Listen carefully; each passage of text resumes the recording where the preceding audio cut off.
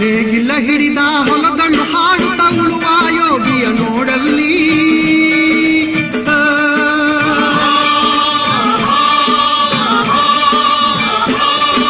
ನೇಗಿಲ ಹಿಡಿದ ಹೊಲದಳು ಹಾಡುತ್ತ ಉಳುವ ಯೋಗಿಯ ನೋಡಲ್ಲಿ, ಫಲವನ್ನು ಬಯಸದ ಸೇವೆಯ ಪೂಜೆಯು ಕರ್ಮವೇ ಇಹ ಪರ ಸಾಧನವು, ಕಷ್ಟದೊಳನ್ನವ ದುಡಿವನ ತ್ಯಾಗಿ ಸೃಷ್ಟಿ ನಿಯಮದೊಳಗವನೇ ಹೋಗಿ, ಉಳುವ ಯೋಗಿಯ ನೋಡಲ್ಲಿ, ಉಳುವ ಯೋಗಿಯ ನೋಡಲ್ಲಿ.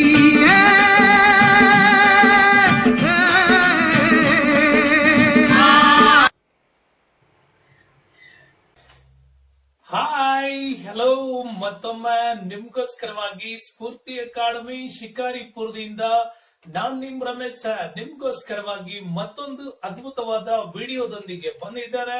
ಅದೇನೆ ರೈತ ಚಳುವಳಿಗಳು. ಭಾರತದ ಆರ್ಥಿಕತೆಯ ಬೆನ್ನೆಲುಬು ಕೃಷಿ.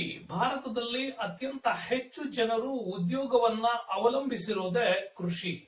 ಕೃಷಿ ಕೂಡ ಅಷ್ಟೇ ಭಾರತದಲ್ಲಿ ಅತಿ ಹೆಚ್ಚು ಜನರಿಗೆ ಉದ್ಯೋಗದ ಮೂಲವನ್ನ ಒದಗಿಸಿರ್ತಕ್ಕಂತಹ ಪ್ರಾಥಮಿಕ ಉದ್ಯೋಗದ ಅತ್ಯಂತ ಮುಖ್ಯವಾಗಿರ್ತಕ್ಕಂತಹ ಒಂದು ವ್ಯವಸ್ಥೆಯಲ್ಲಿ ಕಂಡು ಬರೋದೇ ಈ ಕೃಷಿ. ರಾಷ್ಟ್ರೀಯ ಆದಾಯದಿಂದ ಹಿಡಿದುಬಿಟ್ಟು ಭಾರತದ ಒಂದು ಉತ್ತಮ ಆದಾಯದ ಕ್ಷೇತ್ರ ಅಂದ್ರೆ ಕೃಷಿ. ಹಾಗಾಗಿ ಕೃಷಿ ಇತ್ತೀಚಿನ ದಿನಗಳಲ್ಲಿ ತುಂಬಾನೇ ಅಭಿವೃದ್ಧಿ ಆಗಿದೆ. ಆದ್ರೆ ಇಂಥ ಕೃಷಿ ಬ್ರಿಟಿಷರ ಕಾಲದಲ್ಲಿ ಅತ್ಯಂತ ಹೆಚ್ಚು ಅನ್ಯಾಯಕ್ಕೊಳಗಾಗಿತ್ತು. ಕಾರಣ ಅಂದ್ರೆ ಬ್ರಿಟಿಷರ ಭೂಕಂದಾಯ ನೀತಿಗಳು. ಲಾರ್ಡ್ ಕಾರ್ನ್ವಾಲಿಸ್ ಜಾರಿಗೆ ತಂದ ಕಾಯಂ ಗುತ್ತದಾರಿ ಪದ್ಧತಿ ಇರ್ಬೋದು, ಅದಾದ ನಂತರ ಜಾರಿಗೆ ಬಂದ ರೈತವಾರಿ ಪದ್ಧತಿ ಇರ್ಬೋದು, ಹಾಗೇನೆ ನಮ್ಮ ಮಹಲ್ವಾರಿ ಪದ್ಧತಿಗಳು ಕೂಡ ಇರ್ಬೋದು. ಈ ಪದ್ಧತಿಗಳು ರೈತರನ್ನ ಬಹಳಷ್ಟು ಹಿಂಸೆಗೀಡು ಮಾಡ್ತು ವಿನಃ ಮಧ್ಯವರ್ತಿಗಳನ್ನ ಸೃಷ್ಟಿ ಮಾಡಿತ್ತು. ಜಮೀನ್ದಾರರುಗಳ ಹಾವಳಿಯಿಂದಾಗಿ ಇಡೀ ಭಾರತದಲ್ಲಿ ಅತ್ಯಂತ ಹೆಚ್ಚಿನ ಪ್ರಮಾಣದ ನಷ್ಟವನ್ನು ಕೂಡ ಕೃಷಿ ಕ್ಷೇತ್ರ ಅನುಭವಿಸಿತ್ತು. ಇಂಥ ಕೃಷಿ ಕ್ಷೇತ್ರದ ಅಭಿವೃದ್ಧಿಗಾಗಿ ನಡೆದ ಹೋರಾಟವೇ ರೈತ ಚಳವಳಿಗಳು. ಸ್ನೇಹಿತರೆ, ಮರಿಬೇಡಿ, ಭಾರತೀಯ ರೈತರ ಚಳವಳಿಗಳನ್ನ 2 ಪಾರ್ಟ್ ಅಲ್ಲಿ ತರ್ತಾ ಇದ್ದಾರೆ. ಇದು ಪಾರ್ಟ್ 1 ನಿಮ್ಗೋಸ್ಕರ ಬರ್ತಾ ಇದೆ. ರೈತ ಚಳವಳಿಗಳ ಬಹಳಷ್ಟು ಘಟನೆಗಳು ನಮ್ಗೆ ಸಿಗೋದೆ 1860ರಿಂದ. ಅದಕ್ಕಿಂತ ಹಿಂದೆ ನಡೆದಂತಹ ರೈತ ಚಳುವಳಿಗಳನ್ನ ಕಂದಾಯದ ವಿರೋಧಿ ಹೋರಾಟಗಳು ಅಂತಾರೆ ವಿನಃ ಅಲ್ಲೊಂದು ಸಂಘಟನೆ ಆಗ್ಲಿ ಹೋರಾಟಗಳಾಗ್ಲಿ ಕಂಡು ಬಂದಿಲ್ಲ. 1860 ಬಂಗಾಳದ ನಾಡಿಯಾ ಜಿಲ್ಲೆನಲ್ಲಿ ನಡೆದಂತ ನೀಲಿ ಬೆಳೆಗಾರರ ಚಳುವಳಿಯೇ ನಮ್ಮಲ್ಲಿ ಅತ್ಯಂತ ಪ್ರಮುಖವಾಗಿರ್ತಕ್ಕಂತ ಆಧುನಿಕ ಭಾರತದ ಅತಿ ದೊಡ್ಡ ರೈತ ಚಳುವಳಿ ಅಂತೇಳಿ ಕರೆಸ್ಕೊಳ್ಳುತ್ತೆ. ಭಾರತದ ಅತ್ಯಂತ ದೊಡ್ಡ ರೈತ ಚಳುವಳಿ ನಡೆದದ್ದು ಅದೇ ಅವತ್ತಿನ ಬಂಗಾಳದ ಪ್ರಾಂತ್ಯ ಅಂತ ಕರಿತೀವಿ. ಹಾಗಾಗಿ ಬಿಹಾರ್ ಕೂಡ ಅದು ಸೇರಲ್ಪಡ್ತದೆ. ಬ್ರಿಟಿಷರು ಅತಿ ಹೆಚ್ಚು ಲಾಭವನ್ನ ಪಡೆಯುವುದಕ್ಕೋಸ್ಕರವಾಗಿ ಬಂಗಾಳದ ರೈತರನ್ನ ನೀಲಿ ಬೆಳೆಯಲು ಹೆಚ್ಚು ಒತ್ತಾಯಿಸ್ತಾ ಇದ್ರು. ಯಾಕೆಂದ್ರೆ ಉಷ್ಣವಲಯದ ಪ್ರಾಂತ್ಯಗಳಲ್ಲಿ ಅತ್ಯಧಿಕ ಇಳುವರಿ ಬರ್ತಕ್ಕಂತ ಈ ನೀಲಿಯನ್ನ ನಮ್ಮ ದೇಶಗಳಲ್ಲಿ ಬೆಳೆಯೋದು ಅನಿವಾರ್ಯ ಆಗಿತ್ತು. ಇದನ್ನ ಕೃತಕವಾಗಿ ಬಣ್ಣವನ್ನ ಹಾಕೋದಕ್ಕೋಸ್ಕರವಾಗಿ ನೀಲಿಯನ್ನ ಬಟ್ಟೆ ಉದ್ಯಮದಲ್ಲಿ ಹೆಚ್ಚಾಗಿ ಬಳಕೆ ಮಾಡಲಾಗ್ತಾ ಇತ್ತು. ಬಂಗಾಳದ ರೈತರಿಗೆ ಕೇವಲ 4 ರೂಪಾಯಿಗೆ 1 ಮೊಳದಂತೆ ಖರೀದಿ ಮಾಡ್ತಿದ್ದ ಈ ನೀಲಿಯನ್ನ 40 ರೂಪಾಯಿಗಳಿಗೆ ಮಾರ್ಕೊಳ್ತಾ ಇದ್ರು ಈ ಬ್ರಿಟಿಷ್ ಪ್ಲಾಂಟರ್ಗಳು. ಇವರು ಇಂತಹ ಪ್ಲಾಂಟರ್ಗಳು ಅಧಿಕ ಲಾಭವನ್ನ ಪಡೆಯುವುದಕ್ಕೋಸ್ಕರವಾಗಿ ಈಸ್ಟ್ ಇಂಡಿಯಾ ಕಂಪನಿಯ ಅಧಿಕಾರಿಗಳಿಗೆ ಲಂಚಗಳನ್ನ ನೀಡಿಬಿಟ್ಟು ಗವರ್ನರ್ಗಳ ಮನವೊಲಿಸಿ ಇಲ್ಲಿ ಈ ನೀಲಿ ಬೆಣ್ಣ ಕಡ್ಡಾಯವಾಗಿ ಬೆಳೆಯುವಂತೆ ಇವರು ಮಾಡ್ತಾ ಇದ್ರು. ಇಂತಹ ನೀತಿಯ ವಿರುದ್ಧ ಮೊದಲು ನಾಯಕತ್ವವನ್ನು ವಹಿಸಿಕೊಂಡವನೇ ವಿಷ್ಣು ವಿಶ್ವಾಸ್ ಮತ್ತು ದಿಗಂಬರ್ ಬಿಶ್ವಾಸ್. ಇವರಿಬ್ಬರು ಜೊತೆಗೂಡಿ ಒಂದು ರೈತಪರ ಸಂಘಟನೆಯನ್ನ ಸೃಷ್ಟಿ ಮಾಡಿಬಿಟ್ಟು ಆ ನಂತರ ಈ ನೀಲಿ ಬೆಳೆಗಾರರ ವಿರುದ್ಧ ಹೋರಾಟವನ್ನ ಮಾಡ್ತಾರೆ. ಆ ಹೋರಾಟದ ಪ್ರತಿಫಲಕ್ಕೆ ಅನೇಕ ರೀತಿಯ ಪ್ರೋತ್ಸಾಹಗಳು ಬಂತು. ದೀನಬಂಧು ಮಿತ್ರ ಅವರು ಬರೆದಿರ್ತಕ್ಕಂತ ನೀಲ್ ದರ್ಪಣ್ ಅನ್ನುವ ಕೃತಿ ಅವತ್ತಿನ ಬಂಗಾಳದ ನೀಲಿ ಬೆಳೆಗಾರರ ಅತ್ಯಂತ ದೊಡ್ಡ ಸಮಸ್ಯೆಗಳನ್ನ ಅವತ್ತು ತೆರೆದಿಟ್ಟಿತ್ತು. ಹರಿಶ್ಚಂದ್ರ ಮುಖರ್ಜಿ ಅವರು ಬರೆದಿರ್ತಕ್ಕಂಥ ಹಿಂದೂ ದೇಶಭಕ್ತ ಅನ್ನುವ ಕೃತಿ ಕೂಡ ಅವತ್ತಿನ ಕಾಲಕ್ಕೆ ಅತಿ ಹೆಚ್ಚು ಆಧಾರಗಳನ್ನ ನಮ್ಗೆ ಕೊಡ್ತಾ ಹೋಗುತ್ತೆ. ಇನ್ನು ಎಚ್.ಸಿ. ಮುಖರ್ಜಿ ಅವರು ಇಡೀ ರಾಷ್ಟ್ರಾದ್ಯಂತಹ ಒಂದು ಸಂಚಲನವನ್ನ ಕ್ರಿಯೇಟ್ ಮಾಡಿದ್ದೆ ಹಿಂದೂ ಪೇಟ್ರಿಯಾಟ್ ಅನ್ನುವಂತಹ ನ್ಯೂಸ್ ಪೇಪರ್ ನಲ್ಲಿ ಬರೆದಂತಹ ಪತ್ರಿಕಾ ಬರಹ. ಈ ಮೂರು ಸಾಹಿತ್ಯಿಕ ಆಧಾರಗಳಿಂದಾಗಿನೇ ನೀಲಿ ಬೆಳೆಗಾರರ ಹೋರಾಟದ ಅಸಲಿ ಹೋರಾಟದ ಕ್ರಮಗಳನ್ನ ನಾವು ಇವತ್ತು ಅಧ್ಯಯನ ಮಾಡಲಿಕ್ಕೆ ಸಾಧ್ಯವಾಗ್ತಾ ಇದೆ. ಅವತ್ತಿನ ಆ ಒಂದು ನೀಲಿ ಬೆಳೆಗಾರರು ಅನುಭವಿಸುತ್ತಿದ್ದಂತ ಎಲ್ಲ ಸಮಸ್ಯೆಗಳನ್ನ ಈ ಕಾದಂಬರಿ ನೀಲ್ ದರ್ಪಣ್ ನಮ್ಗೆ ಬಹಳ ಕಣ್ಣಿಗೆ ಕಟ್ಟುವಂತೆ ಹೇಳಿದೆ. ಮೊದಲ ಈ ರೀತಿಯ ಹೋರಾಟದ ಪರಿಣಾಮ ಬ್ರಿಟಿಷ್ ಸರ್ಕಾರ ನೀಲಿ ಆಯೋಗವನ್ನ ರಚನೆ ಮಾಡಿತು. ಪ್ಲಾಂಟರ್ಗಳ ದಬ್ಬಾಳಿಕೆಯನ್ನ ತಡೆಯೋದಕ್ಕೆ ಕ್ರಮಗಳನ್ನು ಕೂಡ ಕೈಗೊಳ್ತು. ಅಲ್ಲಿಗೆ ನೀಲಿ ಬೆಳೆಯ ಹೋರಾಟ 1917ರ ಚಂಪಾರಣ್ಯದವರೆಗೂ ಕೂಡ ಒಂದು ರೀತಿಯ ಮೇಂಟೆನೆನ್ಸ್ ಅನ್ನ ಪಡ್ಕೊಂಡು ಬಂತು ಅಂತ ಹೇಳ್ಬೋದು. ಮುಂದಿನ ಹೋರಾಟಕ್ಕೆ ಬಂದ್ರೆ ಪಬ್ರಿಸ್ ದಂಗೆ ಅಥವಾ ಸನ್ಯಾಸಿಗಳ ದಂಗೆ ಅಂತ ಕರಿತೀವಿ. 1870ರಲ್ಲಿ ಇದು ಬಂಗಾಳದ ಪ್ರಾಂತ್ಯದಲ್ಲಿ ಕಾಣಿಸ್ಕೊಳ್ಳುತ್ತೆ. ಕಂದಾಯದ ನೀತಿಯ ವಿರುದ್ಧ ನಡೆದಂತ ಒಂದು ದೊಡ್ಡ ಮಟ್ಟದ ಚಳುವಳಿಯೇ ಇದಾಗಿತ್ತು. ಯಾಕೆಂದ್ರೆ ಬಂಗಾಳದ ಜಮೀನ್ದಾರರು ಬ್ರಿಟಿಷರ ವಿರುದ್ಧನೇ ದಂಗೆ ಎದ್ದಿದ್ರು. ಕಾರಣ ಇಷ್ಟೇ, ಬ್ರಿಟಿಷರು ಪದೇ ಪದೇ ವಿಧಿಸ್ತಾ ಇದ್ದಂತ ತೆರಿಗೆ ನೀತಿಯಿಂದಾಗಿ ಈ ಜಮೀನ್ದಾರರುಗಳು ಮತ್ತು ಅವರು ಕೈ ಕೆಳಗೆ ಇದ್ದಂತ ಗೇಣಿದಾರರ ನಡುವಿನ ಕಲಹಗಳನ್ನ ಇದು ರಿವರ್ಸ್ ಆಗಿ ಬ್ರಿಟಿಷ್ ಸರ್ಕಾರದ ವಿರುದ್ಧವೇ ಆದಂತ ದಂಗೆ. ಅಷ್ಟೇ ಅಲ್ಲ, ಇನ್ನೊಂದು ಪ್ರಮುಖವಾದ ವಿಚಾರ ಅಂದ್ರೆ ಬ್ರಿಟಿಷ್ ಸರ್ಕಾರವು ಈ ರೀತಿ ಪದೇ ಪದೇ ತೆರಿಗೆಗಳನ್ನ ಏರಿಸ್ತಾ ಇದ್ದರಿಂದಾಗಿ ಹಲವು ಯಾತ್ರಾ ಕ್ಷೇತ್ರಗಳ ಮೇಲೆಯೂ ಕೂಡ ಅದರ ಪರಿಣಾಮ ಬೀರಿತ್ತು. ಹಾಗಾಗಿ ಈ ಸನ್ಯಾಸಿಗಳು ಕೂಡ ಒಟ್ಟಾಗಿ ನಡೆಸಿದಂತ ದಂಗೆ ಇದು. ಒಂದು ಕಡೆ ರೈತ ಕಾರ್ಮಿಕರು, ಮತ್ತೊಂದು ಕಡೆ ಸನ್ಯಾಸಿಗಳ ಒಟ್ಟು ಹೋರಾಟವೇ ಈ ಪಬ್ರಿಸ್ ದಂಗೆ ಅಥವಾ ಸನ್ಯಾಸಿ ದಂಗೆ ಅಂತ ಕರಿತೀವಿ. ಇದರ ನಾಯಕತ್ವವನ್ನ ಈಶ್ವರ್ ಚಂದ್ರ ರಾಯ್ ಅವರು, ಶಂಭು ಪಾಲ್ ಹಾಗೆ ಖೋದಿ ಮೋತಾಬ್ ಅಂತಕ್ಕಂತ ಅನೇಕ ನಾಯಕರು ಈ ಒಂದು ನಾಯಕತ್ವವನ್ನು ವಹಿಸ್ಕೊಳ್ತಾರೆ. ಮುಂದೆ ಆಗಿದ್ದ ಹೋರಾಟ, ಈ ಹೋರಾಟದ ಪರಿಣಾಮವಾಗಿ ಬದಲಾವಣೆಗಳು ಕಾಣಿಸ್ಕೊಳ್ತಾ ಬಂತು. ಅದಾದ ನಂತರ ಮುಂದಿನ ದಂಗೆಯೇ ಫಾಬ್ನಾ ದಂಗೆ. ಯಾವ ದಂಗೆ? ಫಾಬ್ನಾ ದಂಗೆ. ಫಾಬ್ನಾ ದಂಗೆ ಅಂತ ಕರಿತೀವಿ. ಫಾಬ್ನಾ ದಂಗೆ 1873ರಿಂದ 76ರವರೆಗೆ ನಡೆಯುತ್ತೆ. ಇದು ಬಂಗಾಳ ಪ್ರಾಂತ್ಯದಲ್ಲಿ ನಡೆದಂತ ಅತಿ ಪ್ರಮುಖವಾದ ದಂಗೆ. ಇದನ್ನ ಯೂಸುಫ್ ಶಾಹಿ ಪರಗಣ ಪ್ರಾಂತ್ಯ ಪಾಟ್ನಾದಲ್ಲಿ ನಡೆದಂತ ಅತಿ ದೊಡ್ಡ ದಂಗೆ ಅಂತಾನೆ ಕರಿಬಹುದು. ರೈತರ ಮೇಲೆ ಜಮೀನ್ದಾರರು ನ್ಯಾಯಬಾಹಿರವಾಗಿ 7 ಪಟ್ಟು ಅಧಿಕ ಗೇಣಿಯನ್ನ ಹೆಚ್ಚಿಗೆ ಮಾಡ್ತಾರೆ. ಯಾಕೆಂದ್ರೆ ಆ ಕಾಲಕ್ಕೆ ಬಂಗಾಳ ಟೆನೆನ್ಸಿ ಆಕ್ಟ್ ಕೂಡ ಜಾರಿಯಲ್ಲಿದ್ರು ಕೂಡ ಈ ಟೆನೆನ್ಸಿ ಆಕ್ಟ್ ನಲ್ಲಿ ಇವರು ಏನ್ ಮಾಡ್ತಾ ಇದ್ರು ಅಂತಂದ್ರೆ ಬಹಳಷ್ಟು ರೀತಿಯಲ್ಲಿ ಕಂದಾಯವನ್ನ ಹೆಚ್ಚಿಸೋ ಹಾಗೆ ಬಂಗಾಳ ಟೆನೆನ್ಸಿ ಕಾಯ್ದೆ ಜಾರಿಯಲ್ಲಿರೋದ್ರಿಂದಾಗಿ ಇವರು ಬೇಕಾಬಿಟ್ಟಿ ಕಂದಾಯವನ್ನ ಹೆಚ್ಚಿಗೆ ಮಾಡುವಂತಿರಲಿಲ್ಲ ಹಾಗೂ ಗೇಣಿಯ ದರವನ್ನು ಕೂಡ ಹೆಚ್ಚಿಸುವಂತಿರಲಿಲ್ಲ. ಆದ್ರೆ ಇಲ್ಲಿ ಜಮೀನ್ದಾರರು ನ್ಯಾಯಬಾಹಿರವಾಗಿ 7 ಪಟ್ಟು ಅಧಿಕ ಗೇಣಿಯನ್ನ ಹೆಚ್ಚಿಗೆ ಮಾಡ್ತಾರೆ. ಇದರ ವಿರುದ್ಧ ನಡೆದಂತ ದಂಗೆಯೇ ಪಾಬ್ನಾ ದಂಗೆ ಅಂತ ಕೂಡ ಕರಿತೀವಿ. ಪರಿಣಾಮ ಬಂಕಿಮಚಂದ್ರ ಚಟರ್ಜಿ ಅವರು ಆಗಿನ ಕಾಲಕ್ಕೆ ಈ ಒಂದು ನಾಯಕತ್ವವನ್ನು ವಹಿಸಿಕೊಳ್ತಾರೆ. ಜೊತೆಗೆ ಆರ್.ಸಿ. ದತ್ ಅಂತ ಕರಿತೀವಿ, ರಮೇಶ್ ಚಂದ್ರ ದತ್ ಅವರು ಬಂಗಾಳದ ರೈತರ ಪಾಬ್ನಾ ಅಗ್ರೇರಿಯನ್ ಲೀಗ್ ಅನ್ನ ಸ್ಥಾಪನೆ ಮಾಡಿಬಿಟ್ಟು ಪಾಬ್ನಾ ರೈತರ ಪರವಾಗಿ ಹೋರಾಟವನ್ನ ಮಾಡ್ತಾರೆ. ಈ ಹೋರಾಟದ ಪರಿಣಾಮವೇ ಬ್ರಿಟಿಷ್ ಸರ್ಕಾರ ಕೂಡ ಈ ಹೋರಾಟಕ್ಕೆ ಮನ್ನಣೆಯನ್ನ ಕೊಡಲೇಬೇಕಾದಂತ ಪರಿಸ್ಥಿತಿ ನಿರ್ಮಾಣ ಆಗುತ್ತೆ. ಇದರಿಂದಾಗಿ ಫಾಬ್ನಾ ದಂಗೆ ಕೂಡ ಅಂತ್ಯ ಆಗತ್ತೆ. ಅದು ರೈತರಿಗೂ ಕೂಡ ಇದರಿಂದ ಹೆಚ್ಚಿನದಾಗಿರ್ತಕ್ಕಂತಹ ವಿಚಾರಗಳು ಬರ್ತವೆ. ಆದ್ರೆ ಮಧ್ಯದಲ್ಲಿ ಒಂದು ಟ್ವಿಸ್ಟ್ ಆಗಿತ್ತು. ಈ ಫಾಬ್ನಾದ ಅಗ್ರೇರಿಯನ್ ಲೀಗ್ ಸಲ್ಲಿಸಿದಂತ ಮನವಿಯನ್ನ ಯಾವುದೇ ಕಾರಣಕ್ಕೂ ಬ್ರಿಟಿಷ್ ಸರ್ಕಾರ ಮೊದಲು ಇದನ್ನ ಒಪ್ಪೋದಿಲ್ಲ. ಕಾರಣ ಇದು ನಮಗ್ ಸಂಬಂಧಪಟ್ಟದ್ದಲ್ಲ, ಜಮೀನ್ದಾರರು ಮತ್ತು ರೈತರಿಗೆ ಸಂಬಂಧಪಟ್ಟದ್ದು ಅಂತೇಳಿ ಕೈ ತೊಳ್ಕೊಂಡಿತ್ತು. ಆದ್ರೆ ಕೊನೆಗೆ ಅವ್ರಿಗನ್ನಿಸ್ತು ಜಮೀನ್ದಾರರಿಂದನೇ ಬ್ರಿಟಿಷ್ ಸರ್ಕಾರಕ್ಕೆ ಆದಾಯ ಬರೋದು. ಹಾಗಾಗಿ 1873ರಲ್ಲಿ ಬ್ರಿಟಿಷ್ ಸರ್ಕಾರ ಮಧ್ಯ ಭಾಗವಹಿಸಿಬಿಟ್ಟು ಈ ಜಮೀನ್ದಾರರ ಮನವೊಲಿಸಿ ಗೇಣಿಯನ್ನ ಕಡಿಮೆ ಮಾಡ್ಕೊಳ್ಳೋದಕ್ಕೆ ಒಪ್ಪಿಗೆಯನ್ನ ಸೂಚಿಸಿತು. ಇದರಿಂದಾಗಿ 1885ರಲ್ಲಿ ಮತ್ತೊಮ್ಮೆ ಬೆಂಗಾಲ್ ಟೆನೆನ್ಸಿ ಕಾಯ್ದೆಯನ್ನ ಜಾರಿಗೆ ತಂದ್ಬಿಟ್ಟು ಗೇಣಿದಾರರ ಹಿತ ಕಾಪಾಡುವಂತಹ ಒಂದು ದೊಡ್ಡ ಕ್ರಮಕ್ಕೆ ಇಲ್ಲಿ ಬ್ರಿಟಿಷ್ ಸರ್ಕಾರ ಮುಂದಾಗತ್ತೆ. ಈ ಒಂದು ರೀತಿಯ ಪರಿವರ್ತನೆಗೆ ಕಾರಣ ಏನು ಅಂತ ಹೇಳಿ ನಾವು ಯೋಚನೆ ಮಾಡೋದಾದ್ರೆ ಆ ಕಾಲಕ್ಕೆ ಸ್ಥಾಪನೆಯಾದ ಇಂಡಿಯನ್ ಅಸೋಸಿಯೇಷನ್. ಸುರೇಂದ್ರನಾಥ್ ಬ್ಯಾನರ್ಜಿ ಅವರು ಬಂಗಾಳದಲ್ಲಿ ತುಂಬಾ ಆಕ್ಟಿವಿಸ್ಟ್ ಆಗಿ ನ್ಯಾಷನಲ್ ಮೂವ್ಮೆಂಟ್ ಅನ್ನ ಸಂಘಟನೆ ಮಾಡ್ತಾ ಇದ್ರು. ಈ ಹಿಂದೆ 1836ರಿಂದ ಲ್ಯಾಂಡ್ ಲಾರ್ಡ್ ಲೀಗ್ ಸ್ಥಾಪನೆ ಆಗ್ಬಿಟ್ಟು ಅನೇಕ ಬದಲಾವಣೆಗಳನ್ನು ತಂದಿತ್ತು.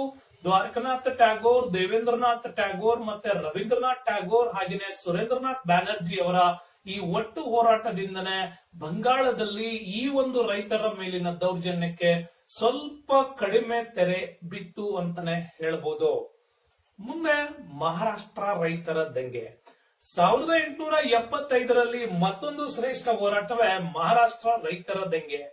ಇಲ್ಲೇನಾಗಿತ್ತು, ಮಹಾರಾಷ್ಟ್ರ ರೈತರ ದಂಗೆಯನ್ನ ಪೂನಾ ದಂಗೆ ಅಂತಾನೂ ಕರೀತಾರೆ. ಪೂನಾ ಕೇಂದ್ರದಲ್ಲಿ ನಡೆದದ್ದು. ಇನ್ನೊಂದು ಹೆಸರಿಂದ ಇದನ್ನ ದಕ್ಕನ್ ರೈತರ ದಂಗೆ ಅಂತಲೇ ಪ್ರಸಿದ್ಧಿಯಾಗಿದೆ.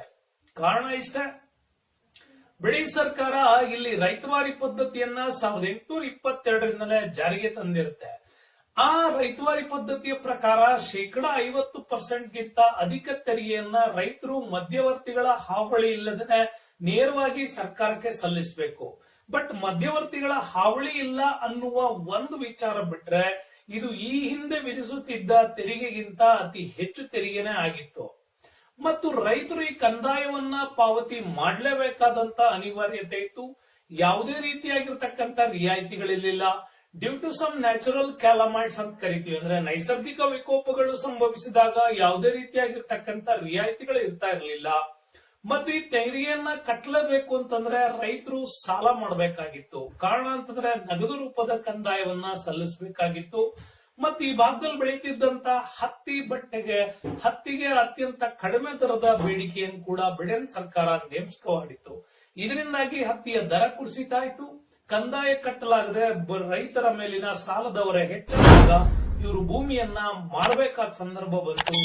ಮತ್ತೆ ಕೃಷಿ ಭೂಮಿ ರಹಿತ ಕಾರ್ಮಿಕರ ಸಂಖ್ಯೆನೇ ಜಾಸ್ತಿ ಆಗೋಯ್ತು. ಆ ಸಂದರ್ಭದಲ್ಲಿ ಇದರ ನಾಯಕತ್ವವನ್ನು ವಹಿಸಿಕೊಂಡವರೇ ಜಸ್ಟಿಸ್ MG ರಾನಡೆ, ಅಂದ್ರೆ ಮಹಾದೇವ್ ಗೋವಿಂದ ರಾನಡೆ ಅವರು. ಜೊತೆಗೆ ಭಾರತದ ಪ್ರಥಮ ರಾಷ್ಟ್ರೀಯ ಕ್ರಾಂತಿಕಾರಿ ಅಂತೇಳಿ ಕರೆಸಿಕೊಂಡ ವಾಸುದೇವ್ ಬಲವಂತ್ ಫಡ್ಕೆ ಅವರು. ಈ ವಾಸುದೇವ್ ಬಲವಂತ್ ಫಡ್ಕೆ ಅವರು ದೊಡ್ಡ ಕ್ರಾಂತಿಕಾರಿ ರೀತಿಯಲ್ಲಿ ಪರಿವರ್ತನೆ ಆಗಿದ್ದೆ ಈ ದಕ್ಕನ್ ರೈತರ ಹೋರಾಟದಿಂದಾಗಿ. ಹಾಗಾಗಿ ಈ ವಾಸುದೇವ್ ಬಲವಂತ್ ಫಡ್ಕೆ, MG ರಾನಡೆ ಅವರ ಒಟ್ಟು ಹೋರಾಟದಿಂದಾಗಿನೇ ಪೂನಾದಲ್ಲಿ ರೈತ ಸಂಘವನ್ನ ಸ್ಥಾಪನೆ ಮಾಡ್ತಾರೆ. ಅದರ ಮೂಲಕ ಹೋರಾಟವನ್ನ ಸಂಘಟನೆ ಮಾಡಿ ದಕ್ಕನ್ ರೈತರ ದಂಗೆಯನ್ನ ಅವತ್ತಿನ ಕಾಲಕ್ಕೆ ಯಶಸ್ವಿಗೊಳಿಸಿಕೊಳ್ಳಲಾಗುತ್ತೆ. ಸ್ನೇಹಿತರೆ, ನೀವು ಕೂಡ ತುಂಬಾ ಇಂಪಾರ್ಟೆಂಟ್ ಆಗಿ ಓದಬೇಕಾಗಿದ್ದ ಇಬ್ಬರು ವ್ಯಕ್ತಿಗಳ ಜೀವನ ಚರಿತ್ರೆ, ಅದು MG ರಾನಡೆ ಮತ್ತೊಬ್ರು ವಾಸುದೇವ್ ಬಲವಂತ್ ಫಡ್ಕೆ. ಇವರಿಬ್ರು ವಿಚಾರವನ್ನ ಬಹಳ ದೀರ್ಘವಾಗಿ ನೀವು ಕೂಡ ಓದ್ಬೇಕಾಗತ್ತೆ.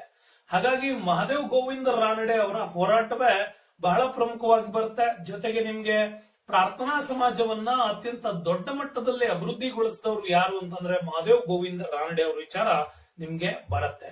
ನೆಕ್ಸ್ಟ್, ಈ ಪೂನಾ, ಸತಾರಾ, ಕೊಲ್ಲಾಪುರಗಳಲ್ಲಿ ದಂಗೆಯನ್ನ ಎದ್ದಾಗ ಆಗ ಲೇವಾದೇವಿಗಾರರ ಅಂದ್ರೆ ಸಾಲ ಕೊಟ್ಟಂತವರನ್ನ ರೈತರು ಹೋಗಿ ಕೊಲೆ ಮಾಡೋ ಸ್ಥಿತಿಗೆ ಬಂದ್ಬಿಡ್ತು. ಅನೇಕ ಮನೆಗಳಿಗೆ ಬೆಂಕಿ ಇಟ್ಟಂತ ಪರಿಣಾಮ ಆಯ್ತು. ಇಷ್ಟೆಲ್ಲ ಪರಿಣಾಮ ಆಗಿದ್ದು ಈ ದಕ್ಕನ್ ದಂಗೆನಲ್ಲೇ. ಹಾಗಾಗಿ 1879ರಲ್ಲಿ ಬ್ರಿಟನ್ ಸರ್ಕಾರ ದಕ್ಕನ್ ಕೃಷಿ ಪರಿಹಾರ ಕಾಯ್ದೆಯನ್ನ ಜಾರಿಗೆ ತರೋದ್ರ ಮುಖಾಂತರವಾಗಿ ಅಲ್ಲಿ ರೈತರ ಭೂಮಿಯನ್ನ ಯಾವುದೇ ಕಾರಣಕ್ಕೂ ಅಡ ಇಡಬಾರದು ಅಂತ ಹೇಳಿ ನಿರ್ಬಂಧವನ್ನ ವಿಧಿಸುತ್ತೆ. ಜೊತೆಗೆ ರೈತರು ಮತ್ತು ಲೇವಾದೇವಿಗಾರರು ಇಬ್ಬರನ್ನೂ ಕೂಡ ಇಲ್ಲಿ ರಕ್ಷಣೆ ಮಾಡೋ ಕೆಲಸ ಅವತ್ತಿನ ಕಾಲಕ್ಕೆ ನಡೆದಿತ್ತು. ಯಾಕೆಂದ್ರೆ ಲೇವಾದೇವಿಗಾರರು ರೈತರನ್ನ ಹಿಂಸಿಸ್ತಿದ್ರು, ಹಾಗೆ ರೈತರು ಹಿಂಸೆ ತಾಳ್ಕೊಳ್ಳದೆ ಲೇವಾದೇವಿಗಾರರ ಮೇಲೆ ದಾಳಿಗಳನ್ನ ಮಾಡ್ತಾ ಇದ್ರು. ಈ ದಾಳಿಗಳಿಂದಾಗಿನೇ ಪರಿವರ್ತನೆಗಳಾಯ್ತು ಅಂತ ಹೇಳಬಹುದು. ನೆಕ್ಸ್ಟ್ ನಡೆದದ್ದು ಕೋಯಾ ದಂಗೆ. ಕೋಯಾ ದಂಗೆ 1970ರಿಂದ 80ರ ಮಧ್ಯ ನಡೆಯುತ್ತೆ. ಆದ್ರೆ ತುಂಬಾ ಆಕ್ಟಿವ್ ಆಗಿದ್ದು 79-80ರಲ್ಲಿ. ಸ್ಥಳ ಆಂಧ್ರ ಪ್ರದೇಶದ ಅಂದ್ರೆ ಗೋದಾವರಿ ಜಿಲ್ಲೆಯ ಪೂರ್ವ ಭಾಗಗಳು, ಇನ್ನು ಒಡಿಶಾ ರಾಜ್ಯಗಳಲ್ಲಿಯೂ ಕೂಡ ನಡೆಯುತ್ತೆ. ಕಾರಣ ಇಷ್ಟೇ, ಅರಣ್ಯ ಸುಂಕಗಳನ್ನ ರದ್ದತಿ ಮಾಡಬೇಕು ಅಂತ ಕೇಳ್ಕೊಂಡಂತ ಪರಿಣಾಮ ಬ್ರಿಟನ್ ಸರ್ಕಾರ ಯಾವುದೇ ಕಾರಣಕ್ಕೂ ಈಸ್ಟ್ ಇಂಡಿಯಾ ಕಂಪನಿ ಇಲ್ಲಿ ಯಾವುದೇ ರದ್ದು ಮಾಡಲಿಕ್ಕೆ ರೆಡಿ ಇರಲಿಲ್ಲ. ಕೆಲವು ಸಂದರ್ಭಗಳಲ್ಲಿ ಸಂಭವಿಸುವ ನೈಸರ್ಗಿಕ ವಿಕೋಪಗಳಿಂದಾಗಿ ಕಂದಾಯದಲ್ಲಿ ರಿಯಾಯಿತಿಗಳು ಬೇಕು ಅಂತ ಕೇಳ್ಕೊಂಡಾಗ್ಲೂ ಕೂಡ ಈಸ್ಟ್ ಇಂಡಿಯಾ ಕಂಪನಿ ಆಗ್ಲಿ ಬ್ರಿಟನ್ ಸರ್ಕಾರವಾಗ್ಲಿ ಇವರ ಬಗ್ಗೆ ಯಾವುದೇ ರೀತಿಯಾಗಿರ್ತಕ್ಕಂತಹ ಒಂದು ಸಹಾಯ ಮಾಡಲಿಲ್ಲ. ಈ ಮಾಡದೇ ಇರೋ ಪರಿಣಾಮವಾಗಿ ಸಾಲ ಭೂ ವರ್ಗಾವಣೆ ಕಿರುಕುಳವನ್ನ ಕೂಡ ಅಲ್ಲಿ ಅತಿ ಹೆಚ್ಚಾಗಿ ನೀಡ್ತಾನೆ ಬಂತು. ಇಂತಹ ನೀತಿಯ ವಿರುದ್ಧ ಒಂದು ನಾಯಕತ್ವವನ್ನು ಸಂಘಟಿಸಿದವನೇ ತೊಮ್ಮದೊರೈ ಅಂತ.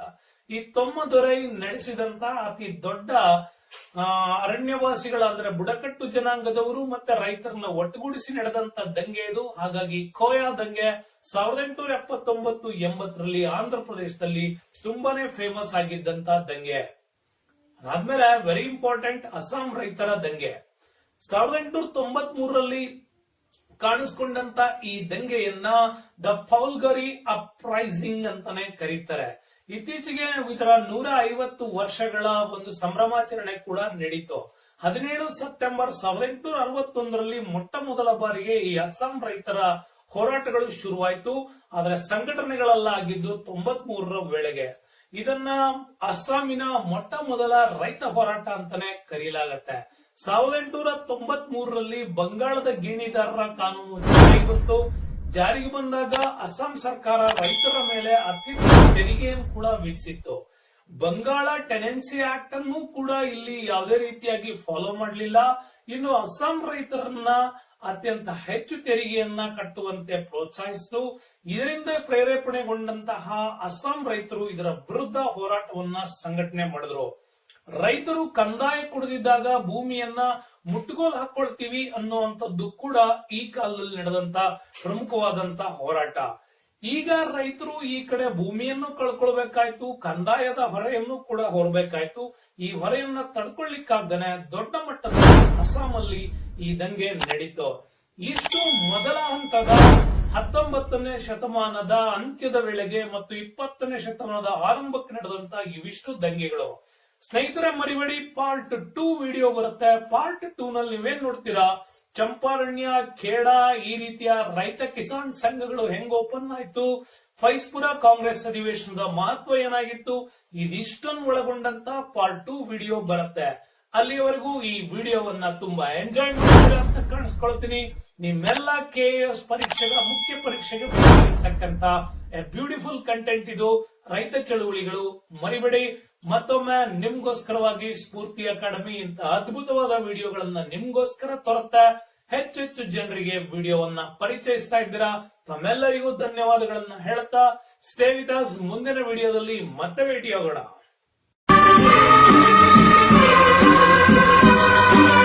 ಬರಗಾಲ ಯಪ್ಪೋ ಬರಗಾಲ, ಬರಗಾಲ ಬರಗಾಲ ಬಿಡುವಲ್ದೋ ನಮ್ಮ ಬೆಣ್ಣ, ಒಕ್ಕಲಿಗ ಒಪ್ಪತ್ತ ಕೂಳಿಗೆ ಪಿರಿಯಾಗ್ಯಾನ. ಮಳೆ ಇಲ್ಲ ಬೆಳೆ ಇಲ್ಲ ಮರುಗ್ಯಾವೋ ಬಸವಣ್ಣ, ಮೇವಿಲ್ದ ಮುಕ್ತಾವ ನೋಡುವುದ್ಯಂಗ ಮಣ್ಣ. ರೈತ ರೈತ ಅಳ್ಕೋತ ಕುಂತ ರೈತನ ಬಾಳೆ ಕಣ್ಣೀರಲ್ಲಿ ಬಂತ. ಹಾಯ್, ಹಲೋ, ಮತ್ತೊಮ್ಮೆ ಸ್ಫೂರ್ತಿ ಅಕಾಡೆಮಿ ಶಿಕಾರಿಪುರದಿಂದ ನಾನ್ ನಿಮ್ ರಮೇಶ್ ಸರ್ ನಿಮ್ಗೋಸ್ಕರವಾಗಿ ಮತ್ತೊಂದು ಸುಂದರವಾದ ವಿಡಿಯೋದೊಂದಿಗೆ ಬಂದಿದ್ದೇನೆ. ಅದೇನೆ ರೈತ ಚಳವಳಿಗಳು ಪಾರ್ಟ್ 2. ಸ್ನೇಹಿತರೆ, ಮೊದಲ ಬಾರಿ ಈ ವಿಡಿಯೋವನ್ನ ನೋಡ್ತಾ ಇದ್ರೆ ತಾವು ದಯವಿಟ್ಟು ರೈತ ಚಳುವಳಿಗಳು ಪಾರ್ಟ್ 1 ಅನ್ನ ನೋಡಿ. ಅದರ ಲಿಂಕ್ ಅನ್ನ ನಮ್ಮ ಡಿಸ್ಕ್ರಿಪ್ಷನ್ಸ್ ಬಾಕ್ಸ್ ಅಲ್ಲಿ ಹಾಕಿದ್ದೀನಿ, ಅದನ್ನು ನೋಡ್ಬನ್ನಿ. ಸ್ನೇಹಿತರೆ, ನಿಮ್ಗೋಸ್ಕರವಾಗಿ ರೈತ ಚಳುವಳಿಗಳ ಅತ್ಯುತ್ತಮ ಹೋರಾಟದ ಭಾಗ 2 ತುಂಬಾನೇ ಕ್ಯೂರಿಯಾಸಿಟಿ ಇದೆ. ಈ ವಿಡಿಯೋದಲ್ಲಿ ನೀವು ನೋಡ್ತಾ ಇದ್ದೀರಾ ಚಂಪಾರಣ್ಯ ಸತ್ಯಾಗ್ರಹ ಹೇಗ್ ನಡೀತು, ಖೇಡಾ ಚಳುವಳಿ ಹೇಗ್ ನಡೀತು, ಕಿಸಾನ್ ಸಭಾಗಳು ಹೇಗೆ ಉಟ್ಕೊಂಡ್ವು, ಹೌದು ಏಕ ಚಳುವಳಿಯ ಹಿಂದಿನ ಉದ್ದೇಶ ಏನಾಗಿತ್ತು, ಈ ಎಲ್ಲ ಚಳುವಳಿಗಳ ಕಂಪ್ಲೀಟ್ ಮಾಹಿತಿ ಡೀಟೈಲ್ ಈ ವಿಡಿಯೋದಲ್ಲಿ ಇದೆ. ಹಾಗಾಗಿ ಸ್ನೇಹಿತರೆ, ಕೊನೆಯವರೆಗೂ ಈ ವಿಡಿಯೋವನ್ನು ನೋಡ್ತಾ ಇರಿ. ನಿಮ್ಮ ಮೆಚ್ಚಿನ ಎಲ್ಲ ಮಾಹಿತಿಗಳನ್ನ ಇದರಲ್ಲಿ ನಿಮ್ಗೋಸ್ಕರ ಅರ್ಪಿಸ್ತಾ ಇದ್ದೇನೆ. ತಡ ಯಾಕೆ, ಬನ್ನಿ ನೋಡೋಣ ವಿಡಿಯೋದಲ್ಲಿ ಏನಿದೆ ಅಂತ. ಸೊ ಮೊಟ್ಟ ಮೊದಲ ಬಾರಿಗೆ ಪಾರ್ಟ್ 2 ನಲ್ಲಿ ನಾವು ಮಾತಾಡ್ತಾ ಇರೋದು ಚಂಪಾರಣ್ಯ ಸತ್ಯಾಗ್ರಹ. 1917ರಿಂದ ನಡೆದಂತ ಈ ಚಂಪಾರಣ್ಯ ಸತ್ಯಾಗ್ರಹವನ್ನ ಇಂಡಿಗೋ ಚಳವಳಿ ಅಂತಾನೆ ಕೂಡ ಕರೆಯಲಾಗ್ತದೆ. ಚಂಪಾರಣ್ಯ ಅವತ್ತಿನ ಕಾಲಕ್ಕೆ ಒಂದು ಬಿಹಾರ್ ಪ್ರಾಂತ್ಯದ ಭಾಗಗಳಲ್ಲಿ ಕಂಡು ಬರ್ತಾ ಇತ್ತು. ಅದನ್ನ ಬಂಗಾಳ ಪ್ರಾಂತ್ಯ ಅಂತಾನೂ ಕೂಡ ಕರಿತಾ ಇದ್ವಿ. ಆದ್ರೆ ಅಟ್ ಪ್ರೆಸೆಂಟ್ ಅದು ಬಿಹಾರದಲ್ಲಿದೆ. ಸೊ ಕಾರಣ ಏನಾಗಿತ್ತು ಚಂಪಾರಣ್ಯದಲ್ಲಿ? ಕಾರಣ ಇಷ್ಟನೇ, ರೈತರನ್ನ ಕಡ್ಡಾಯವಾಗಿ ನೀಲಿ ಬೆಳೆಯನ್ನ ಬೆಳೆಯಲೇಬೇಕು ಅನ್ನೋ ಕಂಡೀಷನ್ ಅನ್ನ ಹಾಕಲಾಗಿತ್ತು. ಕಡ್ಡಾಯವಾಗಿ ತೀನ್ ಕಟಿಯ ಸಿಸ್ಟಮ್ ಅಲ್ಲೇ ಇವರು ಬೆಳೆಯನ್ನ ಬೆಳಿಬೇಕಾಗಿತ್ತು. ಏನ್ ತೀನ್ ಕಟಿಯ ಅಂತಂದ್ರೆ ಇದು 3/20 ಅಂತ ಕರಿತೀವಿ. ತಮ್ಮ ಒಟ್ಟು ಭೂಮಿಯಲ್ಲಿ 3 ಬಿಗ ಭೂಮಿಯನ್ನ ಇವರು ಕಡ್ಡಾಯವಾಗಿ ನೀಲಿಯನ್ನ ಬೆಳಿಲೇಬೇಕಾಗಿತ್ತು. ನೀಲಿಯನ್ನ ಕಡ್ಡಾಯವಾಗಿ ಬೆಳೆದು ಬ್ರಿಟಿಷ್ ಪ್ಲಾಂಟರ್ಗಳಿಗೆ ಅತ್ಯಂತ ಕನಿಷ್ಠ ಬೆಲೆಗೆ ಮಾರಬೇಕಾದಂತ ಪರಿಸ್ಥಿತಿ ಕೂಡ ಇವರಿಗೆ ನಿರ್ಮಾಣ ಆಗಿತ್ತು. ಇಂಥ ಕಷ್ಟದ ಸಂದರ್ಭದಲ್ಲೇ ಈ ಒಂದು ಚಳುವಳಿಗೆ ಹೋರಾಡಿದವರೇ ಆಚಾರ್ಯ ಕೃಪಲಾನಿಯವರು, ಹಾಗೇನೆ ರಾಜ್ಕುಮಾರ್ ಶುಕ್ಲಾ ಅವರು, ಮತ್ತೆ ಬಾಬು ರಾಜೇಂದ್ರ ಪ್ರಸಾದ್ ಅವರು. ಇನ್ನು ಬಹಳಷ್ಟು ಜನರು ಈ ಚಳುವಳಿಯನ್ನ ಸೇರ್ಕೊಳ್ತಾರೆ. ಏನಾಗಿತ್ತಲ್ಲಿ ಅಂತ ನೋಡೋಣ. ನೀಲಿ ಬೆಳೆಯನ್ನ ಬೆಳೆಯುವಂತಹ ರೈತರಿಗೆ 12% ಅಧಿಕ ಬಡ್ಡಿ ದರದಲ್ಲಿ ಈ ಪ್ಲಾಂಟರ್ಗಳು ಏನ್ ಮಾಡ್ತಾ ಇದ್ರು ಅಂದ್ರೆ ಸಾಲವನ್ನು ಕೊಡ್ತಾ ಇದ್ರು. ಸಾಲವನ್ನ ನೀಲಿ ಬೆಳೆಗಾರರಿಗೆ ಮಾತ್ರ ನೀಡಲಾಗ್ತಾ ಇತ್ತು. ಅವರು ಈ ಬೆಳೆಯನ್ನ ಬೆಳಿಬೇಕಾಗಿತ್ತು. ಆದ್ರೆ ಆ ಬೆಳೆಗೆ ಉತ್ತಮ ರೀತಿಯಾಗಿರ್ತಕ್ಕಂಥ ಬೆಲೆ ಸಿಗದೆ ಇದ್ದಾಗ ಅವ್ರು ಈ ಸಾಲವನ್ನ ತೀರ್ಸ್ಲಿಕ್ಕಾಗ್ತಾ ಇರ್ಲಿಲ್ಲ. ಸಾಲವನ್ನ ತೀರ್ಸ್ಲಿಕ್ಕಾಗ್ಲಿಲ್ಲ ಅಂದ ತಕ್ಷಣ ಅವರ ಭೂಮಿಯನ್ನ, ಅವರ ದನಕರುಗಳನ್ನ, ಅವ್ರಿಗೆ ಸಂಬಂಧಪಟ್ಟ ಆಸ್ತಿ ಪಾಸ್ತಿ ಎಲ್ಲದನ್ನೂ ಕೂಡ ಜಪ್ತಿ ಮಾಡ್ತಾ ಇದ್ರು. ಈ ತರ ಜಪ್ತಿ ಮಾಡ್ತಾ ಇದ್ದಿದ್ದಕ್ಕೆ ಕಾರಣ ಇಷ್ಟೇ, ರೈತರ ಮನಸ್ಸಿನಲ್ಲಿ ಇದನ್ನ ನಾವು ಯಾಕೆ ಬೆಳಿಬೇಕು ಅನ್ನುವಂಥದ್ದು ಕೂಡ ಮೂಡ್ಲಿಕ್ಕೆ ಕಾರಣ ಇಷ್ಟೇ. ಜರ್ಮನಿಯಲ್ಲಿ ಆ ಕಾಲದಲ್ಲಿ ಆಲ್ರೆಡಿ ಒಂದು ಡೈ ಅನ್ನ ತಯಾರಿಸಲಾಗಿತ್ತು. ಕೃತಕವಾದಂತ ನೀಲಿಯನ್ನ ಅವರು ಕೆಮಿಕಲ್ ಆಡೆಡ್ ಮಾಡಿಬಿಟ್ಟು ತಯಾರಿಸಲಾಗಿತ್ತು. ಆ ನೀಲಿ ಅತ್ಯಂತ ಕಡಿಮೆ ದರಕ್ಕೆ ಇಡೀ ಯುರೋಪ್ ಖಂಡದಲ್ಲಿ ಸಿಗ್ತಾ ಇದ್ದಿದ್ರಿಂದಾಗಿ ಈ ನೀಲಿ ಬೆಳೆಯಿಂದ ತೆಗೆದುಕೊಳ್ತಾ ಇದ್ದಂತಹ ಅತ್ಯಂತ ಹೆಚ್ಚಿನ ದುಡ್ಡನ್ನ ಕೊಟ್ಟು ತೆಗೆದುಕೊಂಡ್ರೆ ಅದು ಅವರಿಗೆ ದುಬಾರಿ ಆಗ್ತಾ ಇತ್ತು. ಹಾಗಾಗಿ ಏನ್ ಮಾಡ್ತಾ ಇದ್ರು, ಈ ಬ್ರಿಟಿಷ್ ಪ್ಲಾಂಟರ್ಗಳು ಅತ್ಯಂತ ಕಡಿಮೆ ಬಡ್ಡಿ ದರಕ್ಕೆ ಈ ನೀಲಿಯನ್ನ ಕೇಳ್ತಾ ಇದ್ರು. ಈ ರೈತರ ಮನಸ್ಸಲ್ಲೂ ಅಷ್ಟೇ, ಈ ನೀಲಿಯನ್ನ ಎಷ್ಟೇ ಬೆಳೆದ್ರೂ ಕೂಡ ಇದು ನಮ್ಗೆ ಲಾಸೇ ಆಗತ್ತೆ. ಹಾಗಾದ್ರೆ ನಾವ್ ಯಾಕೆ ಬೆಳಿಬೇಕು? ಬೇರೆ ಬೆಳೆಯನ್ನಾದರೂ ಬೆಳೆದ್ರೆ ಅಟ್ಲೀಸ್ಟ್ ಆ ಬೆಳೆಗಳು ಅತ್ಯಂತ ಕನಿಷ್ಠ ಬೆಲೆಗಿದ್ರು ಕೂಡ ತಮ್ಮ ಸ್ವಂತ ಉಪಯೋಗಕ್ಕಾದ್ರೂ ಬರುತ್ತೆ ಅನ್ನೋ ನಂಬಿಕೆ ಇರ್ತಾ ಇತ್ತು. ಬಿಟ್ರೆ ಈ ನೀಲಿ ಬೆಳೆಯನ್ನ ಯಾಕೆ ಬೆಳಿಬೇಕು ಅನ್ನೋ ಚರ್ಚೆ ಕೂಡ ಶುರುವಾಗಿತ್ತು. ಈ ಒಂದು ಚರ್ಚೆಗೆ ಯಾಕೆ ಗಾಂಧೀಜಿ ಎಂಟ್ರಿ ಆಗ್ತಾರೆ, ಗಾಂಧೀಜಿಯನ್ನ ಇಲ್ಲಿ ಯಾಕೆ ರಾಜ್ಕುಮಾರ್ ಶುಕ್ಲಾ ಅವ್ರು ತರ್ತಾರೆ ಅನ್ನೋದೇ ಇಲ್ಲೊಂದು ಟ್ವಿಸ್ಟ್ ವಿಚಾರ. ಸರಿ ತಿಳ್ಕೊಳ್ಳಿ. 1916ರ ಲಕ್ನೋ ಕಾಂಗ್ರೆಸ್ ಅಧಿವೇಶನ ನಡೆಯುತ್ತೆ. ಅಲ್ಲಿ ನಿಮಗೆ ಗೊತ್ತಿದೆ ಅಂಬಿಕ್ ಚರಣ್ ಮಜುಮ್ದಾರ್ ಅವರ ಅಧ್ಯಕ್ಷತೆಯಲ್ಲಿ ನಡೆಯುತ್ತೆ. ಬಟ್ ಭಾರತದ ಕಾಂಗ್ರೆಸ್ ಇತಿಹಾಸದಲ್ಲಿ ಲಕ್ನೋ ಕಾಂಗ್ರೆಸ್ ವೆರಿ ಇಂಪಾರ್ಟೆಂಟ್ ಆಗಿರ್ತಕ್ಕಂಥ ಅಧಿವೇಶನ. ಯಾಕೆಂದ್ರೆ ನಾವೆಲ್ಲ ಒಂದು, ಭಾರತೀಯರೆಲ್ಲ ಒಂದೇ ಅನ್ನೋ ಮನೋಭಾವನೆ ಮೂಡಿಸಿದಂತ ಒಂದು ಅಧಿವೇಶನ. ಆ ಕಡೆ ಮುಸ್ಲಿಂ ಲೀಗ್, ಹಿಂದೂ ಮಹಾಸಭಾ, ಮತ್ತೆ ಆ ಕಡೆ ರಾಷ್ಟ್ರೀಯ ಕಾಂಗ್ರೆಸ್ ಮತ್ತು ತೀವ್ರಗಾಮಿಗಳು, ಮಂದಗಾಮಿಗಳು ಎಲ್ಲರನ್ನ ಒಟ್ಟುಗೂಡಿಸಿ ಅನ್ನಿ ಬೆಸೆಂಟ್ ಮತ್ತು ಬಾಲ್ ಗಂಗಾಧರ್ ತಿಲಕ್ ನೇತೃತ್ವದ ಮೋತಿಲಾಲ್ ನೆಹರು ಅವರ ಅಭಿಪ್ರಾಯದ ಮತ್ತು ಮದನ್ ಮೋಹನ್ ಮಾಳ್ವೀಯ ಅವರ ಸಂಧಾನದಿಂದಾಗಿ ಈ ಲಕ್ನೋ ಅಧಿವೇಶನ ಸಕ್ಸಸ್ ಆಗ್ತಾ ಬಂದಿತ್ತು. ಇದೇ ಲಕ್ನೋ ಅಧಿವೇಶನದಲ್ಲಿ ಹೋಮ್ ರೂಲ್ ಲೀಗ್ ನ ಪ್ರಭಾವಕ್ಕೊಳಗಾಗಿದ್ದಂತ ರಾಜ್ಕುಮಾರ್ ಶುಕ್ಲಾ ಇವರು ಕೂಡ ಅಷ್ಟೇ ಚಂಪಾರಣ್ಯದ ಮೂಲತಃ ಅಲ್ಲಿನ ಒಬ್ಬ ಹಿಡುವಳಿದಾರರಾಗಿದ್ದಂತ ಇವರು ಕೂಡ ಅನೇಕ ಸಮಸ್ಯೆಗಳು ಮತ್ತು ಬ್ಯಾಂಕರ್ಗಳಾಗಿದ್ರು. ಇವರು ಹೆಚ್ಚು ಸಾಲವನ್ನು ಕೂಡ ಕೊಟ್ಟಿದ್ರು. ರೈತರಿಗೆ ಆಗ್ತಿದ್ದಂತ ಅನ್ಯಾಯಗಳನ್ನು ಕಣ್ಣಾರೆ ಕಂಡಿದ್ರು. ಅವುಗಳ ಪರಿಹಾರಕ್ಕಾಗಿ ಏನ್ ಮಾಡಬಹುದು ಅನ್ನೋ ಯೋಚನೆ ರಾಜ್ಕುಮಾರ್ ಶುಕ್ಲಾ ಅವರಲ್ಲಿತ್ತು. ಹಾಗಾಗಿ ಇವರು ಈ ರಾಷ್ಟ್ರೀಯ ಅಧಿವೇಶನದಲ್ಲಿ ಚರ್ಚೆಗೆ ತರ್ತಾರೆ. ಆ ಚರ್ಚೆಗೆ ತರುವಾಗ ಆ ಒಂದು ಅಧಿವೇಶನದಲ್ಲಿ ಕಣ್ಣಿಗೆ ಬಿದ್ದದ್ದೇ ಮಹಾತ್ಮ ಗಾಂಧೀಜಿ ಅವರ ವಿಚಾರ ಮತ್ತು ಚಿಂತನೆಗಳು. ಯಾಕೆ ಅಂತಂದ್ರೆ ಈಗ ಆಲ್ರೆಡಿ ಈ ಹಿಂದೆ ಅವರು ಮದನ್ ಮೋಹನ್ ಮಾಲ್ವೀಯ ಅವರ ಒಂದು ಬನಾರಸ್ ವಿಶ್ವವಿದ್ಯಾಲಯ ಅಂದ್ರೆ ಕಾಶಿ ವಿದ್ಯಾಪೀಠದಲ್ಲಿ ಭಾಷಣ ಮಾಡಿದಂತ ಕಲೆಯಿಂದಾಗಿ ರಾಷ್ಟ್ರೀಯ ಚಳುವಳಿಯ ನಾಯಕತ್ವ ಹೊರಬಹುದಾದಂತಹ ಎಲ್ಲ ಲಕ್ಷಣಗಳನ್ನ ಅವರು ಕಂಡಿದ್ರು.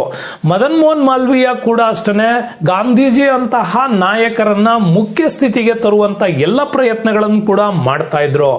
ಇಂತಹ ಒಂದು ಪ್ರಭಾವದಲ್ಲೇನೆ ಈ ಲಕ್ನೋ ಕಾಂಗ್ರೆಸ್ ಅಧಿವೇಶನದಲ್ಲಿ ರಾಜ್ಕುಮಾರ್ ಶುಕ್ಲಾ ಅವರು ಈ ಚಂಪಾರಣ್ಯದ ರೈತರ ಸಮಸ್ಯೆಗಳನ್ನ ಮಾತಾಡ್ತಾರೆ.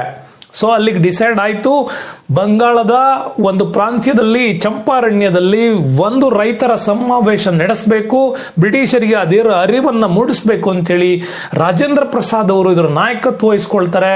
ಈ ನಾಯಕತ್ವ ಸಕ್ಸಸ್ ಕೂಡ ಆಗತ್ತೆ. ಹಾಗಾಗಿ ರಾಜೇಂದ್ರ ಪ್ರಸಾದ್ ಅವರನ್ನ ಮಹಾತ್ಮ ಗಾಂಧೀಜಿಯವರು ಬಾಬು ಅಂತಾನೆ ಉಚ್ಚಾರ ಮಾಡ್ತಾರೆ. ಅಲ್ಲಿಂದ ಅವರಿಗೆ ಬಾಬು ರಾಜೇಂದ್ರ ಪ್ರಸಾದ್ ಅಂತನೂ ಕೂಡ ಕರೆಸ್ಕೊಳ್ಳಾಗತ್ತೆ.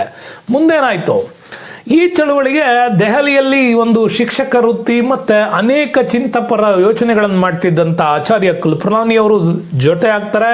ಇನ್ನು ಗಾಂಧೀಜಿ ಅವರ PA ಮಹದೇವ್ ದೇಸಾಯಿ ಅವರು ಬರ್ತಾರೆ.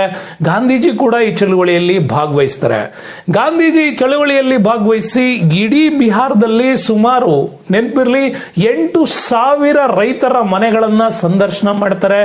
ಆತ್ಮಹತ್ಯೆಗೊಳಗಾಗಿದ್ದಂತ ರೈತರ ಮನೆಗಳಿಗೆ ಹೋಗ್ತಾರೆ. ಹಾಗಾಗಿ ಗಾಂಧೀಜಿಗೆ ಬರ್ತಿದ್ದಂತ ಈ ಫೋರ್ಸ್ ಅನ್ನು ನೋಡಿ ಬ್ರಿಟಿಷ್ ಸರ್ಕಾರ ಮೋತಿಹಾರಿ ಪ್ರದೇಶದಲ್ಲಿ ಇವರನ್ನ ಅರೆಸ್ಟ್ ಮಾಡುತ್ತೆ. ಅರೆಸ್ಟ್ ಮಾಡಿ ಅಲ್ಲಿನ ಒಂದು ಸರ್ಕಾರದ ವಿರುದ್ಧ ಗಾಂಧೀಜಿಗೆ ಪ್ರಶ್ನೆಗಳನ್ನ ಮಾಡ್ತಾ ಇದ್ದದಕ್ಕೋಸ್ಕರವಾಗಿ ಅವ್ರನ್ನ ಬ್ರಿಟಿಷ್ ಸರ್ಕಾರ ಪ್ರಶ್ನೆ ಮಾಡುತ್ತೆ. ಗಾಂಧೀಜಿ, ನೀವು ಈ ಚಂಪಾರಣ್ಯ ಬಿಟ್ಟು ಹೊರಗೆ ಹೋಗ್ಬೇಕು. ಗಾಂಧೀಜಿ ಆದ್ರೆ ಇಲ್ಲಿಂದ ಹೊರಗೆ ಹೋಗೋದಕ್ಕೆ ಯಾವ ಕಾರಣಕ್ಕೂ ಒಪ್ಪಲಿಲ್ಲ. ನಾನು ಯಾವುದೇ ರೀತಿಯಾದಂತ ಹಿಂಸೆಯನ್ನ ಮಾಡ್ತಾ ಇಲ್ಲ, ಯಾವುದೇ ರೀತಿಯಾದಂತ ಒಂದು ಕ್ರಾಂತಿಕಾರಿ ಚಟುವಟಿಕೆಗಳನ್ನು ಮಾಡ್ತಾ ಇಲ್ಲ, ಬ್ರಿಟಿಷ್ ಸರ್ಕಾರದ ವಿರುದ್ಧ ನಾನು ಇಲ್ಲಿ ಏನೂ ಮಾಡ್ತಾ ಇಲ್ಲ, ರೈತರ ಸಮಸ್ಯೆಗಳಿಗೆ ಸ್ಪಂದಿಸ್ತಿದ್ದೀನಿ ಅನ್ನುವಂಥದ್ದನ್ನ ಅವರು ಮೋತಿಹಾರಿ ಕೋರ್ಟ್ ನಲ್ಲಿ ಕೊಟ್ಟಂತ ಸ್ಟೇಟ್ಮೆಂಟ್ ಇಂದಾಗಿನೇ ಬ್ರಿಟಿಷ್ ಸರ್ಕಾರ ಅವ್ರ ಮೇಲೆ ಹಾಕಿದ್ದ ಕೇಸನ್ನ ರಿಲೀಸ್ ಮಾಡುತ್ತೆ.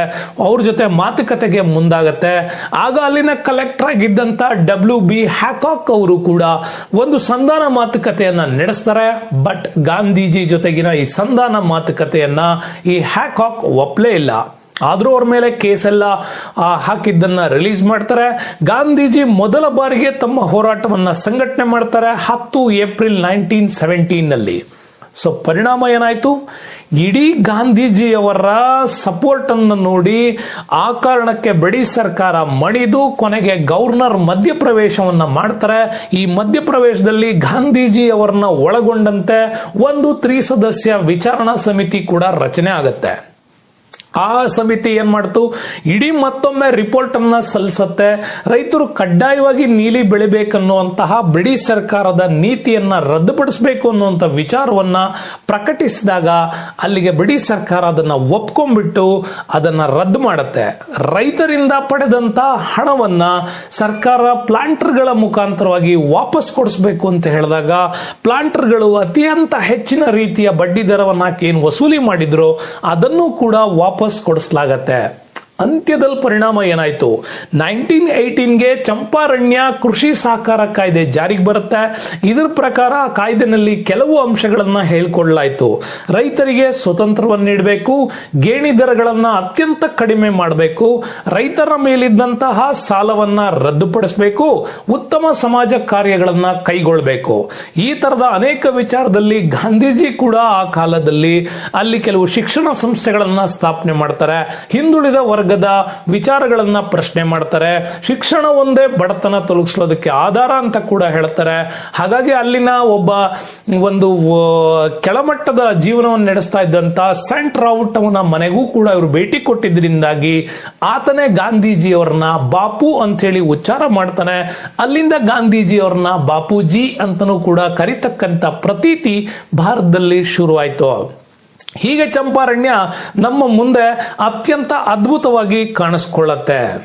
ನೆಕ್ಸ್ಟ್ ಯಾವ ಚಳವಳಿ ಬಂತು, ಖೇಡಾ ಸತ್ಯಾಗ್ರಹ 1918 ನಲ್ಲಿ ನಡೆಯುತ್ತೆ. ಇದು ಗುಜರಾತ್ ಅಲ್ಲಿ ನಡೆದಂತ ಚಳವಳಿ. ಏನಾಗಿತ್ತು ಈ ಚಳವಳಿಗೆ ಕಾರಣ ಅಂತಂದ್ರೆ ಅತ್ಯಂತ ತೀವ್ರ ಪ್ರಮಾಣದ ಬರಗಾಲ ಸಂಭವಿಸಿತ್ತು. ಬರಗಾಲದಲ್ಲಿ ರೈತರು ಅತ್ಯಧಿಕ ತೆರಿಗೆಯನ್ನ ಬೇರೆ ಕಟ್ಟಬೇಕಾದಂತ ಅನಿವಾರ್ಯತೆಯನ್ನ ಬಾಂಬೆ ಪ್ರಾತಿನಿಧಿ ಸರ್ಕಾರ ವಿಧಿಸಲಾಗಿತ್ತು. 23%ಕ್ಕಿಂತ ಅಧಿಕ ಪರ್ಸೆಂಟ್ ತೆರಿಗೆಯನ್ನ ಏಕಾಏಕಿ ರೈಸ್ ಮಾಡಿದ್ರಿಂದಾಗಿ ಅಲ್ಲಿನ ಮೂಲ ಕಾನೂನು ಉಲ್ಲಂಘನೆ ಕೂಡ ಆಗಿತ್ತು. ಪರಿಣಾಮ ಏನಾಯ್ತು? ಗಾಂಧೀಜಿ ಖುದ್ದಾಗಿ ಈ ಚಳವಳಿಯಲ್ಲಿ ಭಾಗವಹಿಸ್ತಾರೆ. ಸರ್ದಾರ್ ವಲ್ಲಭಾಯ್ ಪಟೇಲ್ ಅವರ ನೇತೃತ್ವದಲ್ಲಿ ಕೂಡ ಇದು ನಡೆಯುತ್ತೆ. ಖುದ್ದಾಗಿ ಗಾಂಧೀಜಿ 50 ಹಳ್ಳಿಗಳಿಗೆ ಸಂಚರಿಸ್ತಾರೆ. ಅಲ್ಲಿ ಈ ಹಿಂದೆ ಇದ್ದಂತ ಕಾನೂನನ್ನ ಓದ್ಕೊಳ್ತಾರೆ. ಏನಿತ್ತು? ಬಾಂಬೆ ಪ್ರತಿನಿಧಿ ಸರ್ಕಾರ ಹೇಳ್ತಾ ಇದ್ದಿದ್ದು ಇಷ್ಟೇನೆ, 25%ಗಿಂತ ಕಡಿಮೆ ಬೆಳೆಯನ್ನ ರೈತರು ಪಡೆದಿದ್ರೆ, ತಮ್ಮ 25% ಉತ್ಪನ್ನದಷ್ಟೇ ಬಂದಿದ್ರೆ ಅವ್ರು ಯಾವ ಕಾರಣಕ್ಕೂ ಕೂಡ ತೆರಿಗೆಯನ್ನ ಕಟ್ಟುವಂತಿಲ್ಲ, ಅವರಿಗೆ ತೆರಿಗೆಯಿಂದ ಖುಲಾಸಿಗೊಳಿಸಲಾಗತ್ತೆ, ಅಂದ್ರೆ ರಿಯಾಯಿತಿ ಕೊಡಲಾಗತ್ತೆ ಅನ್ನೋದು ಇತ್ತು. ಆದ್ರೆ ಇಲ್ಲಿ ಬ್ರಿಟಿಷ್ ಸರ್ಕಾರ ವಾದ ಈ ನೀತಿಯನ್ನ ಉಲ್ಲಂಘನೆ ಮಾಡಿಬಿಟ್ಟು ಒಟ್ಟಾರೆ ಬರಗಾಲ ಬಂದರೂ ಕೂಡ ನೀವು ತೆರಿಗೆ ಕಟ್ಟಲೇಬೇಕು ಅನ್ನೋದಕ್ಕೋಸ್ಕರವಾಗಿ ಹೇಳ್ತಾರೆ. ಗಾಂಧೀಜಿ ಸರ್ವೆ ಮಾಡ್ತಾರೆ. 25%ಕ್ಕಿಂತ ಕಡಿಮೆ ಬೆಳೆ ಬಂದಿರೋದು ದೃಢಪಡುತ್ತೆ. ಸೊ ಗಾಂಧೀಜಿ ಹೋರಾಟವನ್ನ ಶುರು ಮಾಡ್ತಾರೆ. ಗಾಂಧೀಜಿಯವರು ಸರ್ಕಾರಕ್ಕೆ ಒಂದು ವಿಚಾರಣಾ ಸಮಿತಿಯನ್ನ ರಚನೆ ಮಾಡಲಿಕ್ಕೆ ಒಂದು ಕೋರಿಕೆಯನ್ನ ಸಲ್ಲಿಸ್ತಾರೆ. ಯಾಕೆಂದ್ರೆ ಅವ್ರಿಗೆ ಚೆನ್ನಾಗಿ ಗೊತ್ತಿತ್ತು ಬ್ರಿಟಿಷ್ ಸರ್ಕಾರಗಳು ಹೇಗೆ ನಮ್ಮ ಮೇಲೆ ಪ್ರೆಷರ್ ತರ್ತವೆ ಅಂತ. ಅವರು ದಕ್ಷಿಣ ಆಫ್ರಿಕಾದ ವಿಚಾರದಲ್ಲೇ ಅದನ್ನ ಕಲ್ತಿದ್ರು ಕೂಡ. ಹಾಗಾಗಿ ಮೊದಲ ಬಾರಿ ಅವ್ರು ಕೇಳ್ಕೊಳ್ತಾರೆ, ಒಂದು ವಿಚಾರಣಾ ಸಮಿತಿಯನ್ನ ರಚನೆ ಮಾಡಿ ರೈತರ ಹತ್ರ ಎಲ್ಲಾ ರೀತಿಯಾಗಿರ್ತಕ್ಕಂಥ ಸಂದೇಹಗಳನ್ನ ನೀವೇ ಪರಿಹರಿಸ್ಕೊಳ್ಳಿ ಅಂತ. ಆದ್ರೆ ವಿಚಾರಣಾ ಸಮಿತಿಯ ರಿಪೋರ್ಟ್ ಬಂದ್ರೆ ಬ್ರಿಟಿಷ್ ಸರ್ಕಾರ ಅದನ್ನ ಜಾರಿಗೆ ತರಲೇಬೇಕು ಅನ್ನೋ ಕಾರಣಕ್ಕೋಸ್ಕರವಾಗಿ ವಿಚಾರಣಾ ಸಮಿತಿಯನ್ನ ಸರ್ಕಾರ ತಿರಸ್ಕಾರ ಮಾಡುತ್ತೆ. ಯಾವಾಗ ಗಾಂಧೀಜಿಯವರ ಈ ಮೊದಲ ಪ್ರಯತ್ನ ಫೇಲ್ಯೂರ್ ಆಯ್ತೋ, ಎರಡನೇ ಪ್ರಯತ್ನದಲ್ಲಿ ಒಂದು ವಿಚಾರಕ್ಕಾಗಿ ಗಾಂಧೀಜಿ ಕಾಯ್ತಾ ಇದ್ರು. ರೆವಿನ್ಯೂ ಕಮಿಷನರ್ ಆಗಿದ್ದಂತವನು ಅಲ್ಲಿಂದ ಭೂಗು ದಾಖಲೆಗಳನ್ನ ರೈತರಿಂದ ವಶಪಡಿಸಿಕೊಳ್ತಾ ಇದ್ದ. ಯಾರು ತೆರಿಗೆಯನ್ನ ಕಟ್ಟಿಲ್ವೋ ಅವರಿಗೆ ಕೃಷಿ ಭೂಮಿಯಿಂದ ಒಕ್ಕಲೆಬ್ಬಿಸುವ ಕೆಲಸ ಮಾಡ್ತಾ ಇದ್ದ. ಹಾಗಾಗಿ ಇದೇ ಕಾರಣವನ್ನ ಮುಂದಿಟ್ಕೊಂಡ್ಬಿಟ್ಟು ಬಾಂಬೆ ಸರ್ಕಾರದ ವಿರುದ್ಧ ಗಾಂಧೀಜಿ ಕರ ನಿರಾಕರಣಾ ಚಳವಳಿಯನ್ನ ಘೋಷಣೆ ಮಾಡಲಿಕ್ಕೆ ಹೇಳಿದ್ರು. ಗಾಂಧೀಜಿ ಯಾವುದೇ ಕಾರಣಕ್ಕೂ ರೈತರಿಗೆ ಹೇಳಿದ್ರು, ನಿಮ್ಮ ಭೂಮಿಯ ಮೇಲಿನ ತೆರಿಗೆಯನ್ನ ನೀವು ಕಟ್ಟಲೇಬೇಡಿ, ಏನ್ ಮಾಡ್ತಾರೆ ಸರ್ಕಾರ ನೋಡೋಣ ಅಂತ. ಎಲ್ಲಾ ಭೂಮಿಗಳನ್ನ ಅವ್ರು ಕಿತ್ಕೊಂಡ ಮೇಲೆ ಅವ್ರು ಹೇಗೆ ಬೆಳೆ ಬೆಳೀತಾರೆ ಅನ್ನೋದನ್ನ ನಾವೇ ನೋಡ್ಬೇಕು. ಇದರಿಂದ ನಮ್ಮ ಮೇಲೆ ಅವ್ರು ಯಾವ ರೀತಿ ತೆರಿಗೆಯನ್ನ ಹೇರಕ್ಕಾಗುತ್ತೆ, ಸರಿ ನಾವು ಬೇರೆ ಬೇರೆ ಉದ್ಯೋಗಗಳನ್ನ ಅರಸಬಹುದು ಅನ್ನೋದು ಕೂಡ ಗಾಂಧೀಜಿಯವರ ತಲೆನಲ್ಲಿತ್ತು. ಇಂಥ ಒಂದು ದೊಡ್ಡ ಸಾಹಸಕ್ಕೆ ಕೈ ಹಾಕುವಾಗ ಗಾಂಧೀಜಿ ತುಂಬಾನೇ ಯೋಚನೆ ಮಾಡಿದ್ರು. ಭೂಮಿಯನ್ನ ಕಳ್ಕೊಂಡ ಮೇಲೆ ರೈತರಿಗೆ ಏನ್ ಪರಿಹಾರ ಮಾಡಬಹುದು ಅನ್ನೋದು ಅವ್ರ ತಲೆನಲ್ಲಿತ್ತು. ಕಾರಣ ಇಷ್ಟೇ, ಬ್ರಿಟಿಷ್ ಸರ್ಕಾರಗಳು ಆ ಪ್ರೆಷರ್ ನ ತಡ್ಕೊಳ್ಳೋದಿಲ್ಲ, ಮತ್ತೆ ಭೂಮಿಯನ್ನ ಹಸ್ತಾಂತರ ಮಾಡೇ ಮಾಡ್ತವೆ ಅನ್ನೋ ಬಲವಾದ ನಂಬಿಕೆ ಕೂಡ ಗಾಂಧೀಜಿ ಅವರ ಹತ್ರ ಇತ್ತು. ಸೊ ಅಲ್ಲಿಗಾಗಿದ್ದೇನು, ಸರ್ದಾರ್ ವಲ್ಲಭಾಯ್ ಪಟೇಲ್, ಮಹದೇವ್ ದೇಸಾಯಿ, ಇಂದುಲಾಲ್ ಯಾಗ್ನಿಕ್, ನೆನ್ಪಿಟ್ಕೊಳ್ಳಿ, ಇಂದುಲಾಲ್ ಯಾಗ್ನಿಕ್, ಶಂಕರ್ ಲಾಲ್ ಎಲ್ಲರೂ ಹೋರಾಟವನ್ನ ಶುರು ಮಾಡ್ತಾರೆ. ಈ ಹೋರಾಟದ ಜನಸ್ತೋಮವನ್ನ ನೋಡಿಯೇ ಅವತ್ತು ವಲ್ಲಭಾಯ್ ಪಟೇಲ್ ಅವರಿಗೆ ಗಾಂಧೀಜಿ ಸರ್ದಾರ ಅನ್ನುವ ಬಿರುದು ಕೂಡ ಕೊಡ್ತಾರೆ. ಹಾಗಾಗಿ ಇಂದುಲಾಲ್ ಯಾಗ್ನಿಕ್ ಇರ್ಬೋದು, ಶಂಕರ್ ಲಾಲ್, ನರಹರಿ ಪಾರಿಕ್, ಮೋಹನ್ ಲಾಲ್ ಪಾಂಡ್ಯ ಅವರು, ಹಾಗೆ ರವಿಶಂಕರ್ ವ್ಯಾಸ್ ಎಲ್ಲರೂ ಸೇರಿ ತೆರಿಗೆಯನ್ನ ಒಂದು ಕೊಡದೇನೆ ಸತ್ಯಾಗ್ರಹ ಮಾಡಲಿಕ್ಕೆ ಆರಂಭ ಮಾಡಬೇಕು ಅಂತ ರೈತರನ್ನ ಪ್ರೋತ್ಸಾಹಿಸಿ ಒಟ್ಟು ಸೇರ್ತಾರೆ. ಆದ್ರೆ ಬ್ರಿಟಿಷ್ ಸರ್ಕಾರ ತಂದೆ ಆಗಿರ್ತಕ್ಕಂಥ ಹಿಂಸೆ ಮತ್ತು ಬಲಾತ್ಕಾರಗಳ ಪ್ರಯೋಗ ಮಾಡೇ ಮಾಡುತ್ತೆ. ಎಲ್ಲಾ ರೀತಿಯ ಪ್ರಯೋಗಗಳ ನಡುವೆಯೂ ಕೂಡ ಸತ್ಯಾಗ್ರಹವನ್ನ ಮುಂದುವರ್ಸ್ಕೊಂಡು ಹೋಗ್ತಾರೆ. ಕೊನೆಗೆ ಸರ್ಕಾರವೇ ರೈತರೊಂದಿಗೆ ಒಪ್ಪಂದ ಮಾಡಿಕೊಳ್ಬೇಕಾದಂತ ಅನಿವಾರ್ಯತೆ ಸೃಷ್ಟಿಯಾಗತ್ತೆ. ಈ ಅನಿವಾರ್ಯತೆಯಲ್ಲಿ ಖೇಡಾ ಸತ್ಯಾಗ್ರಹ ಸಕ್ಸಸ್ ಕೂಡ ಆಗತ್ತೆ. ಬಾಂಬೆ ಸರ್ಕಾರ ತನ್ನ ತೆರಿಗೆಯನ್ನ ರದ್ದು ಮಾಡೋದಕ್ಕೆ ಕೂಡ ಒಪ್ಕೊಳ್ಳುತ್ತೆ. ಅದಾದ್ಮೇಲೆ ಭಾರತದಲ್ಲಿ ರೈತ ಸಮಸ್ಯೆಗಳ ಬಗ್ಗೆ ಹೋರಾಟ ನಡೆದಿದೆ. ಕಿಸಾನ್ ಸಭಾದ ರಚನೆ 1918 ಫೆಬ್ರವರಿ ಉತ್ತರ ಪ್ರದೇಶದಲ್ಲಿ ಕಿಸಾನ್ ಸಭಾಗಳು ಹುಟ್ಟುಕೊಳ್ತವೆ. ಆ ಕಡೆ ಬಿಹಾರ, ಬಂಗಾಳದಲ್ಲಿ ಒಂದು ಕಡೆ ರೈತರ ಸಮಸ್ಯೆಗಳ ಬಗ್ಗೆ ಸಂಘಟನೆಗಳು ಶುರುವಾಗಿತ್ತು. ಈ ಕಡೆ ಗುಜರಾತ್ನ ವಲಯಗಳಲ್ಲೂ ಕೂಡ ಸಂಘಟನೆಗಳು ಶುರುವಾಗಿತ್ತು. ಆದರೆ ಇವರೆಲ್ಲರನ್ನ ಒಟ್ಟುಗೂಡಿಸುವ ಕೆಲಸ ಆಗಬೇಕಾಗಿತ್ತು. ಆ ಕೆಲಸವನ್ನ ನಿರ್ವಹಿಸಿದ್ದು ಕೂಡ ಹೋಮ್ ರೂಲ್ ಲೀಗ್ನ ಪ್ರಭಾವವೇ. ಉತ್ತರ ಪ್ರದೇಶದಲ್ಲಿ ಗೌರಿಶಂಕರ್ ಮಿಶ್ರಾ ಈ ಕೆಲಸ ಶುರು ಮಾಡ್ತಾರೆ. ಯಾಕೆಂದ್ರೆ ಮಹಾರಾಷ್ಟ್ರದಲ್ಲಿ ಬಾಲ್ ಗಂಗಾಧರ್ ತಿಲಕ್ ಒಟ್ಟು ಆಯೋಜನೆಯನ್ನ ಮಾಡಿಕೊಂಡಿದ್ರೆ, ಆ ಕಡೆ ಮದ್ರಾಸ್ ಕಿಸಾನ್ ಸಭಾದ ರಚನೆಯಲ್ಲಿಯೂ ಕೂಡ ಬಹಳಷ್ಟು ಅನಿ ಬೆಸೆಂಟ್ ರವರ ಕ್ರಮಗಳು ನಡೀತಾ ಇದ್ರೆ, ಉತ್ತರದಲ್ಲಿ ಅದರಲ್ಲೂ ಉತ್ತರ ಪ್ರದೇಶದಲ್ಲಿ ಗೌರಿಶಂಕರ್ ಮಿಶ್ರಾ, ಇಂದ್ರ ನಾರಾಯಣ್ ದ್ವಿವೇದಿ ನೆನ್ಪಿಟ್ಕೊಳ್ಳಿ. ಆದ್ರೆ ಇಲ್ಲಿ ಫೋರ್ಸ್ ಶುರುವಾಗಿದ್ದು ಯಾರಿಂದ ಅಂತಂದ್ರೆ ಮದನ್ ಮೋಹನ್ ಮಾಲ್ವೀಯ ಅವರಿಂದ. ಹಂಗಾಗಿ ಹೋಮ್ ರೂಲ್ ಲೀಗ್ ನ ನೇತಾರರಾಗಿದ್ದಂತಹ ಎಲ್ಲರ ಪ್ರಭಾವದಿಂದಾಗಿನೇ ಮೊದಲ ಕಿಸಾನ್ ಸಭಾ 1918 ವೇಳೆಗೆ ಉತ್ತರ ಪ್ರದೇಶದಲ್ಲಿ ಆರಂಭ ಆಗತ್ತೆ. ಆರಂಭಕಾರರು ಗೌರಿಶಂಕರ್ ಮಿಶ್ರಾ. ಇದಕ್ಕೊಂದು ಹೊಸ ಟ್ವಿಸ್ಟ್ ಅನ್ನ ಕೊಡ್ತಾರೆ, ಅದು ಮುಂದೆ ಹೇಳ್ತೀನಿ. ಉತ್ತರ ಪ್ರದೇಶದ ಕಿಸಾನ್ ಸಭಾ ಮತ್ತೊಂದು ಶಾಖೆ ಶುರುವಾಗತ್ತೆ. ಅನೇಕ ಕಡೆ 1919ರಲ್ಲಿ ಎರಡನೇ ಹಂತದ ಡೆವಲಪ್ಮೆಂಟ್ ಕಿಸಾನ್ ಸಭಾದು ಉತ್ತರ ಪ್ರದೇಶದಲ್ಲಿ ಮುಂದುವರಿತು. ಇಲ್ಲಿ 450 ಶಾಖೆಗಳನ್ನ ಮಾಡಿದ್ರು. ರೈತರ ಸಮಸ್ಯೆಗಳನ್ನ ಚರ್ಚೆ ಮಾಡಲಿಕ್ಕೆ ಒಂದು ಸಂಘಟನೆಗಳನ್ನು ಶುರು ಮಾಡಿದ್ರು. ಈ ತರದ ಸಂಘಟನೆ, ವೇದಿಕೆ, ಚರ್ಚೆ, ಸಾರ್ವಜನಿಕ ಅಭಿಪ್ರಾಯಗಳ ಸಂಗ್ರಹಣೆಗೆ ಹೋದವರೇ ಜೈನ್ ಗುರಿ ಸಿಂಗ್ ಮತ್ತೆ ದುರ್ಗಪಾಲ್ ಸಿಂಗ್ ಅವರು. ಆಗ ಕಾಣಿಸ್ಕೊಂಡವನೇ ಬಾಬಾ ರಾಮಚಂದ್ರ. ಈ ಉತ್ತರ ಪ್ರದೇಶ ಕಿಸಾನ್ ಸಭಾದ ಮತ್ತೊಬ್ಬ ನೇರ ಹೋರಾಟಗಾರ ಅಂತಾನೆ ಕರಿತೀವಿ, ಜೊತೆಗೆ ಜವಾಹರ್ಲಾಲ್ ನೆಹರು ರವರು. ಹಾಗಾಗಿ ಕಿಸಾನ್ ಸಭಾ 1918ಕ್ಕೆ ಓಪನ್ ಆಗಿ 19ಕ್ಕೆ ಆಲ್ರೆಡಿ 450 ಶಾಖೆಗಳನ್ನ ಶುರು ಮಾಡ್ತು. ಪಕ್ಕದಲ್ಲಿ ಬಿಹಾರ್ ಪ್ರಾಂತ್ಯದಲ್ಲಿ ಔದ್ ಕಿಸಾನ್ ಸಭಾ ಕೂಡ ಜೋಡಿಸ್ಕೊಳ್ಳುತ್ತೆ. ಹಾಗಾಗಿ ರಾಯ್ಬರೇಲಿ, ಫೈಜ್ಬಾದ್, ಸುಲ್ತಾನ್ಪುರಗಳಲ್ಲಿ ಒಟ್ಟುಗೂಡ್ತಾರೆ. ಅದು ಒಂದು ಹೋರಾಟವನ್ನೇ ಸೃಷ್ಟಿ ಮಾಡ್ಕೊಳ್ಳುತ್ತೆ. ಹಾಗಾಗಿ ಔದ್ ಗೇಣಿ ಕಾಯ್ದೆ 1921ರಲ್ಲಿ ಜಾರಿಗೆ ಬರಲಿಕ್ಕೆ ಬಿಹಾರ್ನ ಔದ್ ಕಿಸಾನ್ ಸಭಾದ ಕೊಡುಗೆ ತುಂಬಾನೇ ಇಂಪಾರ್ಟೆಂಟ್ ಬರ್ತದೆ ನಮ್ಗೆ.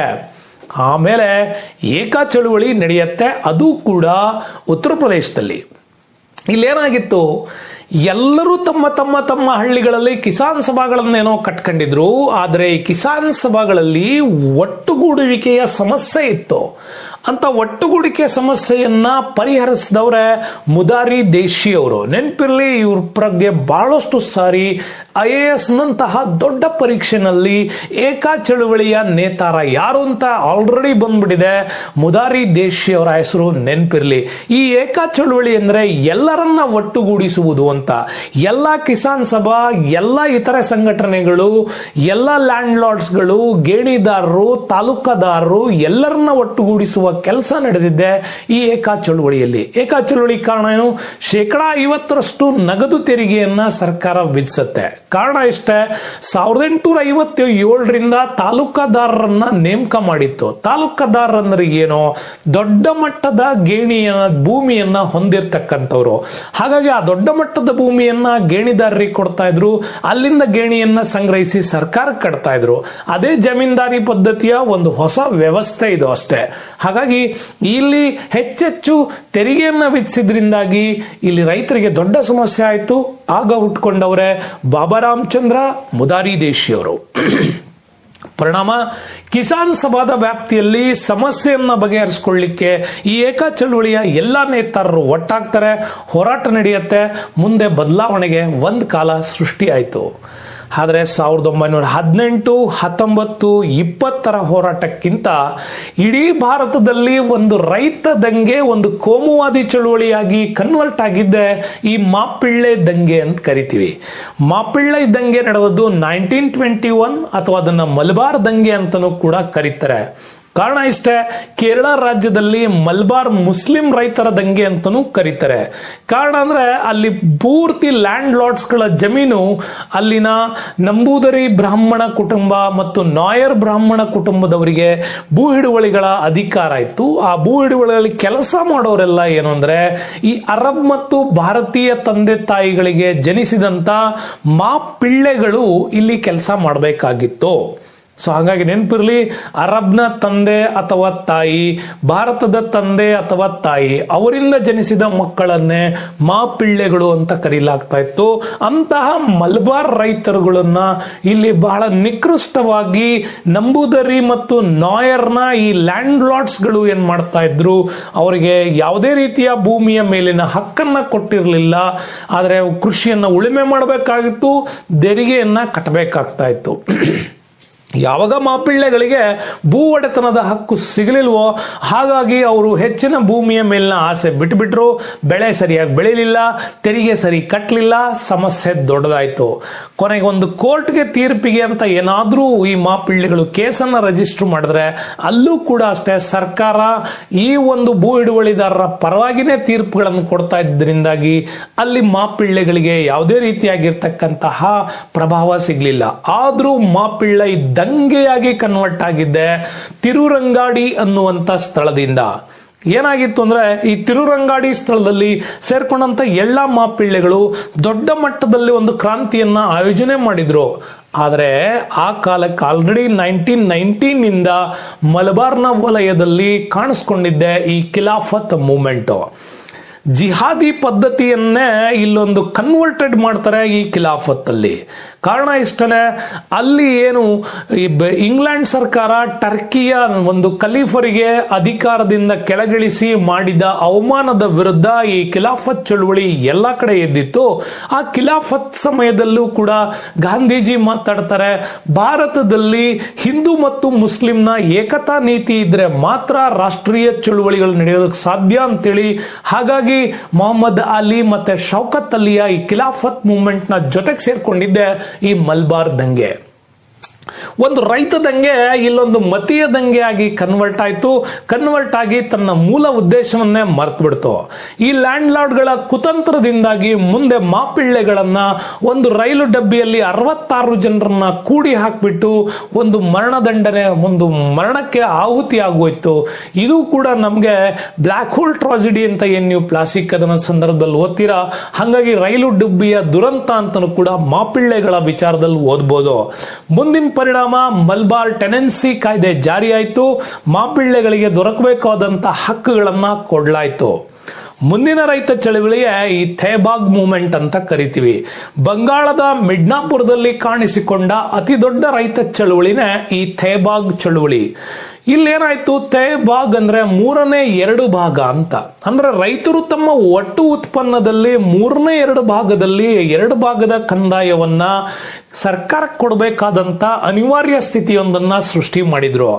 ಇದು ಅತಿ ದೊಡ್ಡ ಗೇಣಿದಾರರ ಹೋರಾಟ ಅಂತಾನೆ ಭಾರತದಲ್ಲಿ ಕರೆಯಲಾಗುತ್ತೆ. ಇಂಥ ಗೇಣಿದಾರರ ವಿರುದ್ಧ ಸಂಘಟನೆಗಳು ಶುರುವಾಗ್ತವೆ. ಹಾಗೆ ಸಂಘಟನೆಗಳನ್ನೇ ಬರ್ಗ್ದಾರರು ಅಂತ ಕೂಡ ಕರೀತಾರೆ. ಈ ಬರ್ಗ್ದಾರರೆಲ್ಲ ಒಟ್ಟಾಗಿ ಸೇರ್ಕೊಂಡ್ಬಿಟ್ಟು ಗೇಣಿ ರದ್ದತಿಗಾಗಿ ಕೂಡ್ಕೊಳ್ತಾರೆ. ಹಾಗಾಗಿ ಬರ್ಗ್ದಾರ್ ಹೋರಾಟ ಅಥವಾ ಥೇಬಾಗ್ ಚಳುವಳಿ ಅಂತನೂ ಕೂಡ ಕರೀತಾರೆ.